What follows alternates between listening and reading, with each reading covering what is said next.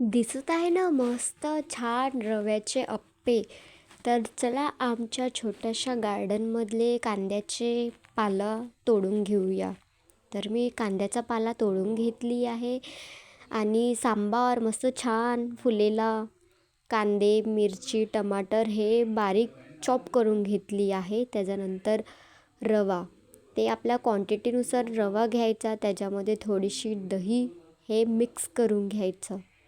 छान मिक्स करून झाल्यानंतर मीठ 1 चम्मच तो पण मिक्स करून घ्यायचा. त्याच्यानंतर कट केलेले व्हेजिटेबल्स पण मिक्स करून घ्यायचे. त्याच्यानंतर आपण अर्धा तास हे असंच ठेवायचं. नंतर तेल गरम करायचा आणि त्याच्यामध्ये जिरा मोहरी टाकून घ्यायची. त्याच्यानंतर आपला पेस्ट टाकून घ्यायचा.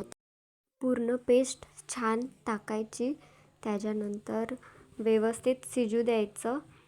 दोन्ही बाजूनी शिजू दिल्यानंतर आपले अप्पे रेडी. वाव, टेस्टी अप्पे.